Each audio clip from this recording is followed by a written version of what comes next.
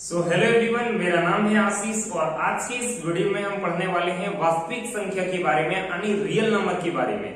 तो इस वीडियो में हम वास्तविक संख्या के बारे में सीखेंगे। इससे रिलेटेड जितने भी क्वेश्चंस बनेंगे, प्रश्नावली 1.1 को हम कंप्लीट करेंगे और भी सारे एग्जाम्पल क्वेश्चन को हल करेंगे।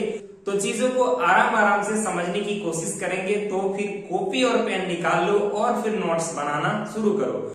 तो चलो हम चीजों को समझने की कोशिश करते हैं। तो सबसे पहला चीज है वास्तविक संख्या।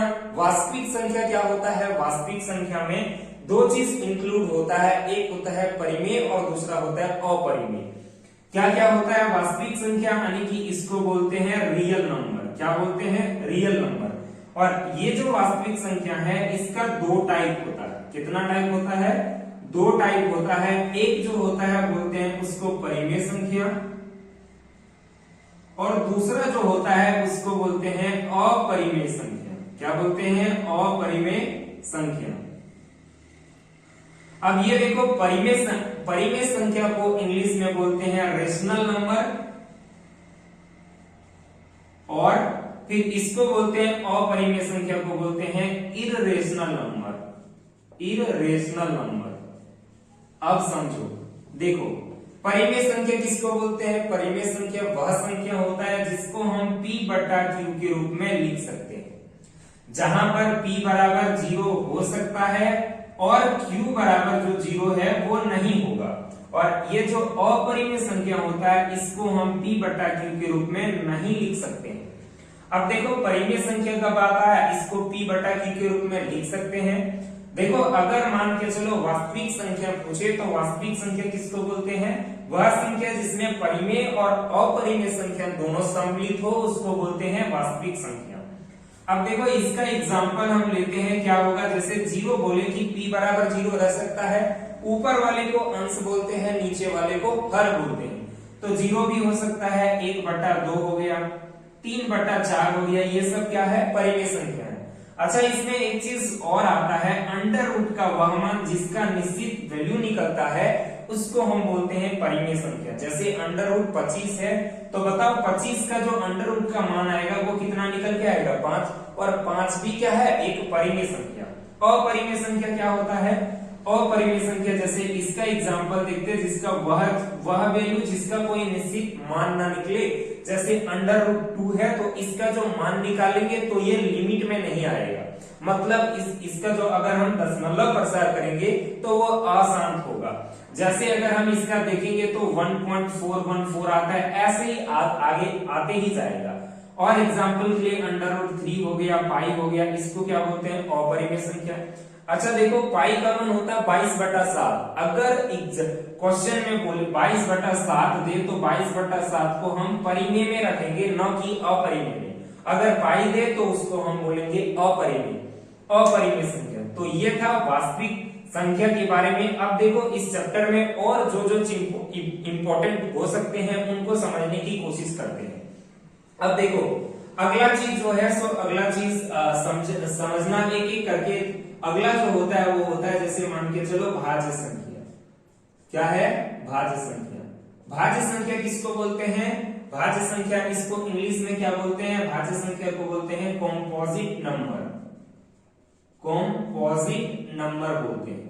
और ये भाज्य संख्या किसको बोलते हैं? तो भाज्य संख्या वह संख्या होता है जिसका 2 से अधिक गुणनखंड हो, यानी कि वह संख्या जिसको हम किसी भी संख्या से काट सकते हैं, 1 से, 2 से, 3 से, 4 से, 5 से, उसको हम क्या बोलेंगे? उसको बोलते हैं हम भाज्य संख्या। तो अगर हम बोले सीधा बात बोले तो इसका क्या होगा? 2 से अधिक गुणनखंड होगा। क्या होगा? 2 से अधिक गुणनखंड होगा, यानी कि उसको बोल लो 2 से अधिक फैक्टर होगा। जैसे अगर एग्जांपल देखें तो क्या हो गया? 4। अब देखो, 4 जो है ये 1 से भी लगेगा कटेगा, 2 से भी कटेगा, 4 से भी कटेगा। मतलब 1, 2 और 4 हो गया। कितना फैक्टर आ गया? 3 फैक्टर। तो ये क्या कहलाएगा? भाज्य संख्या। और बताओ, जैसे 6 हो गया, फिर क्या हो गया? 8 हो गया। ये सब संख्या क्या है? ये क्या है? भाज्य संख्या। इसी तरह से और भी आ जाएगा। वह संख्या जिसका 2 से अधिक फैक्टर हो उसको क्या बोलते हैं? हम भाज्य संख्या बोलते हैं। अब देखो, इसके विपरीत होता है अभाज्य संख्या। क्या होता है? अभाज्य संख्या। अभाज्य संख्या। अभाज्य संख्या को क्या बोलते हैं? इसको बोलते हैं प्राइम नंबर। क्या बोलते हैं इसको? Prime number. और ये प्राइम नंबर क्या होता है? तो प्राइम नंबर वह संख्या होता है जो कि एक से लगे और खुद से लगे। मतलब अगर हम उसको काटेंगे तो वो एक से लगना चाहिए और खुद से लगना चाहिए। जैसे अगर इसको बोले तो एक से और खुद से विभाजित हो, एक से और खुद से विभाज्य संख्या, एक से और खुद से विभाज्य संख्या को बोलेंगे हम अभाज्य संख्या। जैसे एग्जांपल के लिए ले लो 2। अगर यहाँ पे बोलेगा सबसे छोटी भाज्य संख्या क्या है तो 4 है, सबसे छोटी अभाज्य संख्या क्या है तो 2 है, और फिर क्या हो जाएगा 3 हो जाएगा, और फिर 5 हो जाएगा, 7 हो गया। मतलब देखो इसमें एक चीज कॉमन नजर आ रहा होगा कि अगर हम इन चारों का अभाज्य गुणनखंड करेंगे ना तो एक तो ये खुद से लगेगा और एक से लगेगा। जैसे 2 को अगर हम काटने की कोशिश करें तो 2 का ही से 2 से ही कटेगा, और खुद से 3 को भी अगर कोशिश करें तो 3 से कटेगा, और 5 को भी कोशिश करेंगे तो 5 से और 1 से कटेगा। तो इसको हम क्या बोलेंगे? अभाज्य संख्या। अच्छा, इसमें एक चीज और याद रखना कि अभाज्य संख्या 1 से लेकर के 100 तक की गिनती में कुल 25 को अभाज्य संख्या होता है। कितना होता है? 25 को। अब देखो आगे समझने की कोशिश करो सम संख्या। क्या होता है? सम संख्या। सम संख्या को क्या बोलते हैं? Even number. Even number. अब ये बताओ कि इवन नंबर क्या होता है, सम संख्या क्या होता है? तो सम संख्या वह संख्या होता है जो कि 2 से पूरी तरह से विभाजित हो। तो 2 से विभाज्य संख्या को क्या बोलते हैं? 2 से विभाज्य संख्या को बोलते हैं हम सम संख्या। 2 से विभाज्य संख्या को हम बोलेंगे सम संख्या बोलेंगे। जैसे एग्जाम्पल के लिए क्या होगा बोलो? एग्जाम्पल के लिए क्या हो जाएगा? एग्जाम्पल के लिए 2 भी होगा क्योंकि 2 तो लग जाएगा। 4 हो गया, सीधा सीधा समझो 2 जो है ना बढ़ते जाएगा। 6 हो गया, 8 हो गया, 10 हो गया, 12 हो गया, ये सब जो संख्या है वो 2 से विभाजित होगा, तो इसको हम बोलेंगे सम संख्या। अब देखो इसी के विपरीत होता है विषम संख्या। क्या होता है? विषम संख्या। अच्छा, विषम संख्या को क्या बोलते हैं? विषम संख्या को बोलते हैं ऑड नंबर। और ये विषम संख्या क्या होता है? तो विषम संख्या वह संख्या होता है जो कि 2 से पूरी तरह से विभाजित ना हो। तो 2 से विभाज्य ना हो, 2 से विभाज्य न हो, उसको हम बोलेंगे विषम संख्या। एग्जाम्पल देखे तो इसका एग्जाम्पल क्या हो जाएगा? इसका एग्जाम्पल 1 हो जाएगा पहला चीज, तो फिर 3 हो जाएगा, और फिर क्या हो जाएगा? 5 हो गया। तो इसको ये सब क्या है? ये है विषम संख्या। सबसे छोटी विषम संख्या 1, सबसे छोटी सम संख्या तो 2। और क्या क्या चीज है इसमें? और क्या क्या चीज है? तो और है पूर्ण संख्या के बारे में पता होगा। पूर्ण संख्या क्या होता है? पूर्ण संख्या को बोलते हैं होल नंबर। और ये क्या होता है? तो पूर्ण संख्या होता है वह संख्या गिनती। पहले प्राकृत संख्या के बारे में जानो। प्राकृत संख्या क्या होता है? प्राकृत संख्या, प्राकृत संख्या यानी कि नेचुरल नंबर। और ये प्राकृत संख्या क्या होता है? प्राकृत संख्या होता है गिनती की संख्याओं को हम प्राकृत संख्या बोलते हैं, नेचुरल नंबर जिसको बोलते हैं। यानी कि 1 2 3 4 से जाते जाएगा वहां तक उसको हम बोलेंगे प्राकृत संख्या, नेचुरल नंबर 1 2 3। तो अगर हम प्राकृत संख्या में 0 को भी ऐड कर दें तो उसको हम बोलेंगे पूर्ण संख्या। क्या बोलेंगे? पूर्ण संख्या। क्या 0 एक प्राकृत संख्या है? नहीं, 0 सिर्फ जो है सो एक पूर्ण संख्या है। और अगर यहां से बोले कि वास्तविक संख्या में क्या क्या आता है, तो परिमेय और अपरिमेय आता है। परिमेय जो होता है कि आप वास्तविक, देखो इसमें अगर दोनों का संगठित बोलेगा ना तो याद रखना वास्तविक संख्या में बोलेगा इनमें से कौन वास्तविक संख्या है, तो केवल परिमेय नहीं होगा, परिमेय और अपरिमेय होगा, दोनों हो जाएगा। तो इतना था कुछ संख्या के बारे में बेसिक चीज। आई होप आपको समझ आ गया होगा। तो इसको स्क्रीनशॉट ले लो या नहीं तो कॉपी में लिख लो। अब हम धीरे धीरे एक्सरसाइज की ओर बढ़ने की कोशिश करेंगे। अब देखो प्रश्नावली को करने से पहले एक थ्योरम है जिसको हम समझने की कोशिश करते हैं।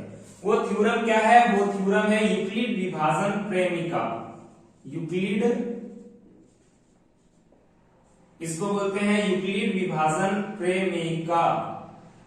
यूक्लिड विभाजन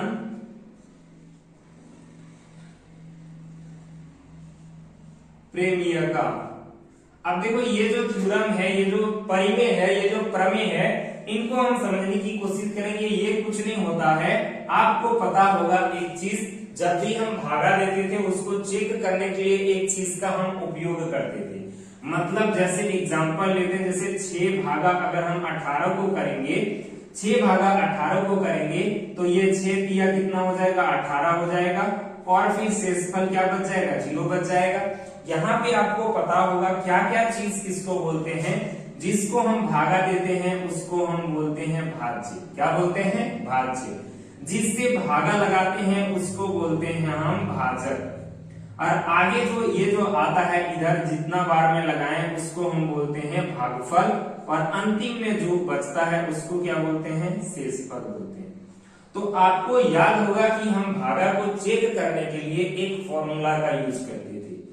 क्या करते थे, भाज्य बराबर भाजक गुन्नी भागफल जोड़ शेषफल, गुन्नी भागफल जोड़ शेषफल, यानी कि शेष को उपयोग करते थे। अब देखो यहाँ पे जो है भाज्य को इंग्लिश में क्या बोलते हैं, इसको बोलते हैं इंग्लिश में डिवाइडेंड। क्या बोलते हैं, डिवाइडेंड। भाजक को क्या बोलते हैं, इसको बोलते हैं डिवाइजर। भागफल को क्या बोलते हैं, तो भागफल को बोलते हैं कोशंट। इसको क्या बोलते हैं, कोशंट। बाकी बचा शेष, इसको शेषफल को क्या बोलते हैं, शेषफल को बोलते हैं रिमाइंडर। अब देखो ये जो यूक्लिड विभाजन प्रेमिका होता है वो यही चीज है और कुछ नहीं, यही चीज है a बराबर बी क्यू, a बराबर b इंटू क्यू प्लस में r, a बराबर b इंटू क्यू प्लस में r।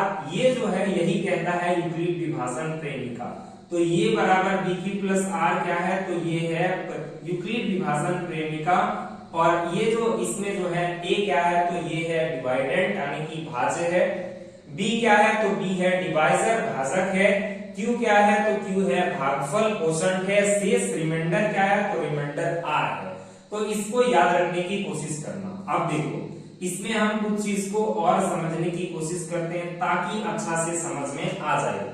अब देखो यहाँ पे याद रखना जो शेषफल होता है r, यहाँ जो b रखा है ना, शेषफल जो होता है ना, r जो होता है ना, इससे समझने की ये हमेशा 0 से बड़ा रहेगा और b से छोटा रहेगा, b से छोटा ही रहेगा। इसका मतलब समझ आया, इसका मतलब क्या होता है, इसका मतलब है कि जो ये पता होगा कि जिधर मुंह खुल जाता है वो बड़ा होता है। तो 0 के आगे इधर मुंह खोल गया तो r बड़ा है, किससे, 0 से। और नीचे में ये साइन, इसका मतलब 0 के इक्वल में भी है। और यहाँ b लिखे तो b से क्या होगा, b से छोटा हो, मतलब r जो है वो b से छोटा रहेगा। एग्जाम्पल के लिए मान के चलो कि अगर यहाँ पे रहता, एग्जाम्पल के लिए मान के चलो यहाँ रहता a बराबर 4q प्लस में r, क्या रहता, 4q प्लस में r रहता, तो यहाँ पे b जो है 4 है, तो अंतिम में यहाँ पे जो लेते ना वो 3 तक ही लेते, उससे कम लेते। इसको हम आगे समझने की कोशिश करेंगे। अब देखो इसको समझने से पहले यहाँ पे हम यूक्लिड विभाजन प्रेमिका यानी कि इसी का उपयोग करके हम HCF निकालने की कोशिश करेंगे। क्या करेंगे, HCF, दो चीजों के बारे में समझेंगे यहाँ पे, जो कि हम लोग बचपन में सीखे हैं वही चीज है और कुछ नहीं। HCF क्या होता है, HCF को बोलते हैं हाईएस्ट कॉमन फैक्टर। क्या बोलते हैं, हाईएस्ट कॉमन फैक्टर। अगर हिंदी में बोले तो महत्तम समापवर्तक, और शॉर्ट में बोले तो इसको बोलते हैं हम मौसम। क्या बोलते हैं, मौसम। एलसीएम क्या होता है, एलसीएम क्या होता है, एलसीएम होता है least common multiple, least common multiple, least common multiple, जिसको बोलते हैं हम लघुत्तम समापवर्तक यानी कि बोलते हैं इसको लॉग। ठीक है, अब देखो ये तो हमको पता होगा ना कि एचसीएफ और एलसीएम कैसे निकालते हैं। अभाज्य गुणनखंड विधि से, भागफल विधि से, दोनों पता होगा। एग्जाम्पल लेते हैं एक, उसको समझते हैं। जैसे एग्जाम्पल के लिए मान के चलो कि हमने एग्जाम्पल लिया कि 8 और कितना ले लें, 25 के बीच हमको एचसीएफ निकाल के दिखाओ। क्या, एचसीएफ यूक्लिड विभाजन प्रेमिका का प्रयोग करके। तो बताओ कि 8 से क्या करेंगे, इसको भाग विधि से पता होगा, भागा कैसे देते हैं, 8 से भागा देने की कोशिश करेंगे, किससे, 25 को। ठीक है, अब इससे हम भागा देते हैं 8 से किसको, 25 को। बताओ कितना बार में जाएगा, 8 से 8 किया 24, 3 बार में चला गया, 3 लिख दिए, कितना आया 24, 24 लिख दिए। घटा दो, इसमें 5 में से 4 चला गया, 1 और ये कट गया, घटा दिए। अब देखो क्या होता है कि जो सामने वाला जो होता है शेषफल के जस्ट सामने वाला वो बन जाता है भाज्य। क्या बन जाता है, भाज्य।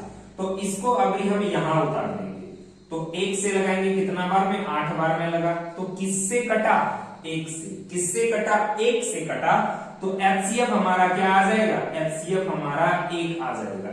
अब देखो यही चीज को हम बोलते हैं यूक्लिड विभाजन प्रेमिका, हम इस रूप में लिखने की कोशिश करते हैं। जैसे a बराबर बी क्यू प्लस आर, इसी रूप में लिखेंगे। a क्या है, a बोलते हैं हम भाज्य। भाज्य क्या था, तो भाज्य था 25, तो लिख दिए हम यहाँ 25। b क्या था, b किसको बोलते हैं, तो b बोलते हैं हम यहाँ पे भाजक को। भाजक क्या था, 8। कितना बार में लगा ये भागफल, 3 बार में, तो 3। शेषफल क्या बचा था, 1 बचा था। अब जो है अब देखो यहाँ पे भाज्य क्या बन गया, 8 बन गया। सीधा सीधा समझना, ये जो इधर जो सबसे बराबर के इधर रहेगा उसको इधर उठा के ले आना, इसको यहाँ इधर ले आओ और अंतिम वाला को यहाँ रख दो। 1 यहाँ है तो यहाँ कितना बार में लगाए, 8 बार में, प्लस शेषफल क्या बचा, 0। किससे कटा, 1 से कटा, तो एचसीएफ क्या हो जाएगा, एचसीएफ बराबर हो जाएगा 1। तो ये है यूक्लिड विभाजन प्रेमिका और इसी विधि से हम यहाँ पे एचसीएफ निकालने की कोशिश करेंगे। तो इतना नोट कर लो। अभी हम एग्जाम्पल की ओर बढ़ने की कोशिश करते हैं और एग्जाम्पल के सवालों को हल करेंगे। तो अब चलो मेरे भाई एग्जाम्पल के सवाल को हम करने की कोशिश करते हैं, चीजों को बेहतर ढंग से समझने की कोशिश करते हैं। देखो यहाँ पे जो क्वेश्चन दिया है एग्जाम्पल नंबर 1 में ये 4052 दिया है और 12576 और इनको बोला है इनके बीच एचसीएफ निकालो यूक्लिड विभाजन एल्गोरिथम का प्रयोग करके। तो मैंने बताया, अब यहाँ पे ये बताओ कि इसको हम ये 4000 कितना है, 52 है, ये कितना है 12576। इन दोनों में से बड़ा कौन, तो बड़ा ये है, तो इधर मुंह खोल दो। जो बड़ा है उसको हम क्या बोल देंगे, उसको बोलेंगे हम भाज्य। क्या बोलेंगे, जो बड़ा है उसको बोलेंगे भाज्य और जो छोटा है उसको बोलेंगे हम भाजक। क्या बोल देंगे उसको हम, भाजक। किसका प्रयोग करके निकालना है, यूक्लिड विभाजन एल्गोरिथम का, तो हमको पता है क्या होता है। लिखेंगे यहाँ पे यूक्लिड विभाजन एल्गोरिथम के प्रयोग से, यूक्लिड विभाजन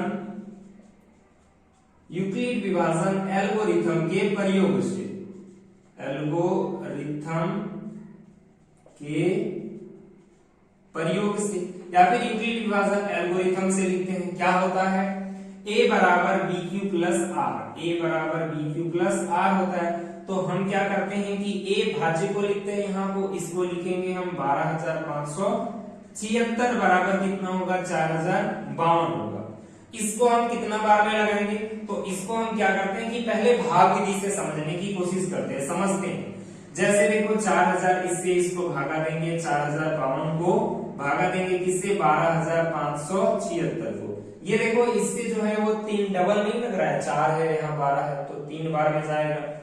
3 बार में लगा दो, 3 दो नीचे हो गया, 5 दिया 15 का 5, 1 रहा बाकी हाथ में, 1 का 1 हो गया, 4 दिया 12 हो गया। घटा दो, 0 आ गया, ये आ गया 2 आ गया और इधर आ गया 4, 2 कट गया, 420 आ गया। इसको आगे कर दो, इसको आगे कर दो, 4000 कितना है 52, 9 बार में लगा दो, कितना आ जाएगा, 0 का 0, 9 दूनी 18 का 8, 1 हो गया और फिर 9 चौका 36, एक बाकी रख में 37 हो गया। घटा दो, कितना आया, 2 आया। इधर कितना आ जाएगा, इधर आ जाएगा 7 आ जाएगा, फिर 2 आ जाएगा, कितना आया 272। फिर से इसको आगे कर दो, 420 को आगे कर दो, 420 को आगे कर दिए, कितना बार में लगाए, एक बार में, 272 आया। घटा दिए, कितना आया, यहाँ पे आया 8, 148, फिर 272 को इधर कर दिए, एक बार में लगा दिए 148, घटा दिए 12 में से 8 चला गया, कितना आ गया, 4 आ गया। इधर कितना आ गया, इधर आ गया 2 और ये कट गया। अब क्या करेंगे, अभी देखो जब तक नहीं कटेगा तब तक काटते जाना है, बस इतना कर लेना है। 24 से भागा लगेंगे 48 को, 148 को कितना बार में जाएगा, कितना बार में जाएगा, कितना बार में लगा दे, 24 से कितना बार में जाएगा। देखो ये 7 से लगेगा, क्या 7 से 6 से लगाते हैं, 6 चौका 24 का 4, 6 दूनी 12, 2 14 हो गया। कितना आया 4 आया, फिर 24 को आगे ले आओ 6 4 9 ये 4 छक्का कितना हो गया 24। तो बताओ अब किससे कट गया 4 से कट गया, तो एचसीएफ हमारा आ गया। बस यही तो करना था। अब इसको हम इस रूप में लिख देंगे, Q कितना है तो Q है यहाँ पे 3 है, 3 बार में लगाए थे, शेषफल कितना आ गया था, शेषफल आया था 420, तो 420 लिख दो। अब इसको आगे कर दो, कितना हो जाएगा 4052, फिर लगा दो 420 गुना किससे लगाए 9 से लगाए, शेषफल कितना बचा 272, तो 272 इसको आगे कर दो 420 को बराबर का बराबर 272 किससे लगा दिए 1 से लगाए, गुना 1 हो गया, शेषफल कितना बचा 148 बचा। अब इसको आगे कर दो 272 और इसको आगे कर दो 148 को किससे लगा दिए 1 से लगा दिए, कितना बचा था 24 बचा था। फिर इसको 148 को आगे कर दो, कितना 24 से लगाए 6 बार में, तो फिर बच गया 4। 24 को लगा दिए 4 से लगाए, 4 छक्का 24 प्लस में शेषफल बच गया। बताओ अंतिम में किससे काट गया, अंतिम में कट गया 4 से, तो एचसीएफ बराबर क्या हो जाएगा 4। अब बताओ मेरे भाई क्या आसान था, क्वेश्चन आसान था। बस ऐसे ही सवालों को सारे सवालों को करना है, बहुत ही इजी वे में हम करेंगे। मैथ को रट्टा लगाने की कोशिश मत करना, धीरे धीरे हम समझेंगे तो बेहतर समझ आएगा। अब इनको उतार लो, अब हम अगला एग्जांपल करेंगे। अब देखो यहाँ पे अगला एग्जांपल क्या है, अगला एग्जांपल दिया है दर्शाइए कि प्रत्येक धनात्मक समपूर्णांक 2q के रूप का होता है और प्रत्येक धनात्मक विषम पूर्णांक 2q + 1 के रूप का होता है जहां q कोई पूर्णांक है। तो इसका भी उपयोग करके बनाएंगे हम यूक्लिड विभाजन एल्गोरिथम का प्रयोग करेंगे, क्योंकि सब में वही यूज करेंगे और आसानी से क्वेश्चन को आराम से करेंगे। सबसे पहले देखो कोई भी प्रूविंग वाला क्वेश्चन रहेगा, इस तरह से कोई भी प्रूविंग वाला क्वेश्चन रहेगा, a को धनात्मक पूर्णांक मान लेना। क्या मानना है धनात्मक पूर्णांक, तो यहाँ पे लिख दो माना a कोई धनात्मक पूर्णांक है, माना a कोई धनात्मक पूर्णांक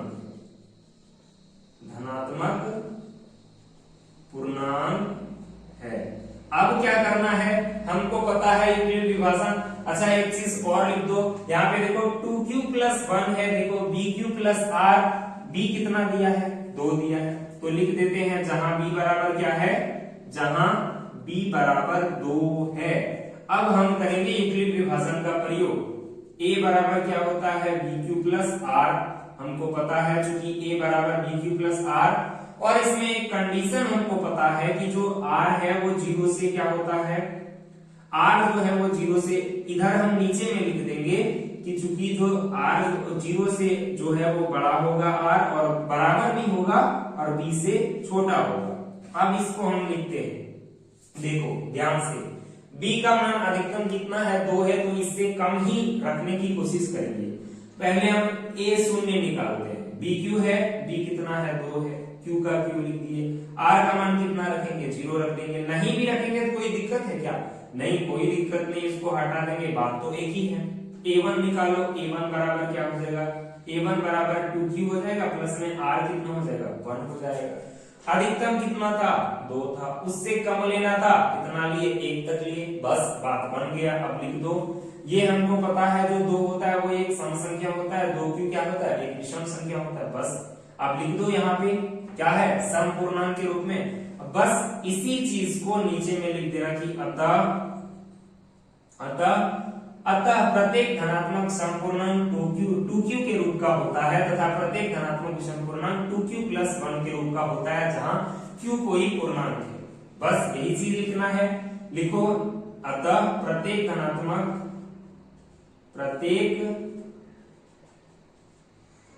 धनात्मक समपूर्णांक।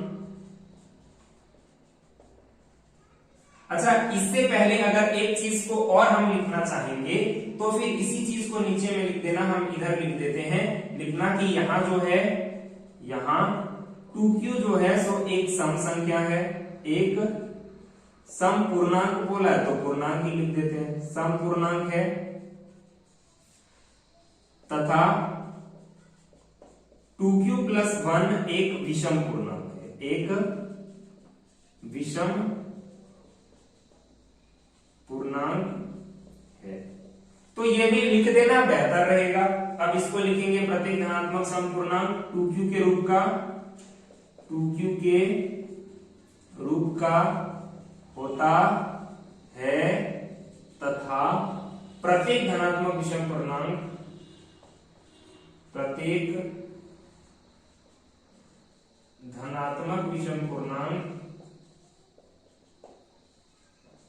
धनात्मक विषम पूर्णांक 2q प्लस 1 के रूप का होता है।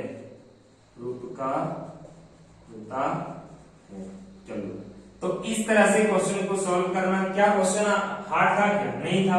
क्या करना है बस a को धनात्मक पूर्णांक मानो a बराबर bq प्लस r लिखो बस वो बता दो कि ये सम पूर्णांक है, ये विषम पूर्णांक है, बस बात खत्म हो गया।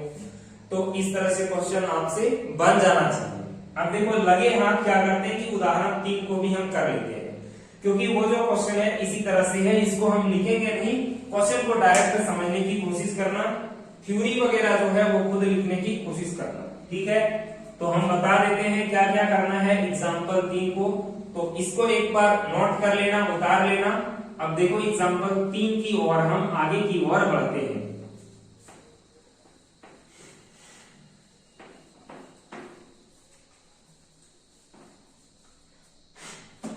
देखो एग्जाम्पल 3 में क्या दिया है, इसमें बोला कि दर्शाइए कि एक धनात्मक विषम पूर्णांक। क्या दर्शाना है? सबसे पहले हमको क्या करना है, एग्जाम्पल 3 बना रहे हैं, धनात्मक विषम पूर्णांक 4q प्लस 1 या 4q प्लस 3 के रूप का होता है, जहां q एक पूर्णांक है। क्वेश्चन तो एक ही है, कोई दिक्कत है क्या? नहीं है। हम लिखेंगे, क्या करें, हर कंडीशन में क्या मानेंगे, a को धनात्मक पूर्णांक, विषम पूर्णांक बोला है तो विषम मान लेंगे। माना a कोई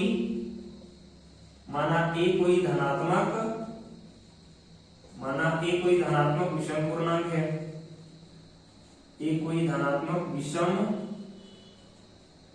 पूर्णांक है। अब क्या करेंगे, जहां b बराबर कितना है, जहां b बराबर 4 है, b बराबर कितना है, 4 है। यूक्लिड विभाजन प्रमेय पता है क्या होता है, a बराबर bq प्लस में r, a बराबर bq प्लस r होता है, तो r लिख दिए। अधिकतम कितना है, 4 है, तो 4 से लिमिट में रहेंगे, लिमिट में रह के लिखेंगे कि जो 0 से बड़ा होगा r और जो है सो 4 से क्या होगा, छोटा होगा। बस यानी कि 3 तक हम लेंगे। ठीक है, देखो अब लिखते हैं इसको, a0 लिखते हैं, a0 लिखेंगे, b का मान कितना है, तो 4q प्लस में a0 लिख रहे हैं, यानी कि r का मान कितना लेंगे, 0, कोई दिक्कत, यही लिख देंगे तो कोई दिक्कत नहीं। a1 लिखते हैं, कितना हो जाएगा, 4q प्लस में r का मान 1 लिखेंगे। a2 लिखते हैं, कितना हो जाएगा, 4q प्लस में 2 हो गया। a3 लिखते हैं, कितना हो गया, 4q प्लस में 3। कहां तक लेना है, 3 तक ही, एक कम लेना है, 3 तक ले लिए, r तक ले लिए। अब बताओ यहाँ पे कौन कौन सम पूर्णांक लग रहा है और कौन कौन विषम पूर्णांक है। यहाँ 4q और 4q प्लस 2, यहाँ 4q तथा 4q प्लस 2 एक सम पूर्णांक है, सम पूर्णांक है, तथा 4q प्लस 1 और 4q प्लस 3 क्या है, एक विषम पूर्णांक है, एक विषम पूर्णांक है। बस बात खत्म हो गया। अब डायरेक्ट हम वही चीज लिख देंगे जो हमको प्रूविंग में दिया था, तो लिखेंगे अतः कोई भी धनात्मक विषम पूर्णांक, कोई भी धनात्मक विषम पूर्णांक किसके रूप का होता है, 4q प्लस 1 तथा 4q प्लस 3 के रूप का होता है, तो इस तरह से हम लोगों ने एग्जाम्पल के सवाल को किया, इंट्रोडक्शन देखा, चीजों को समझने की कोशिश की। आई होप आपको समझ आया होगा। अब जो है अगला वीडियो जो है, ये जो लेक्चर है काफी लंबा हो चुका है, बोरिंग सा लगने लगा होगा, तो इसको कंप्लीट कर लेना। अब जो एक्सरसाइज का क्वेश्चन है प्रश्नावली 1.1 वो अगले लेक्चर में हम रिकॉर्ड करेंगे। आई होप आपको समझ आया होगा। वीडियो को लाइक कर देना, चैनल पर नए हैं तो सब्सक्राइब कर देना और ऐसे ही जुड़े रखना। इस बार जो है आपके बोर्ड एग्जाम की धाकड़ तैयारी करवाएंगे ताकि आप एग्जाम में 90% फोड़ सको हर सब्जेक्ट में। तो मिलते हैं एक नए लेक्चर में, तब तक के लिए पढ़ाई करते रहें। All the very best.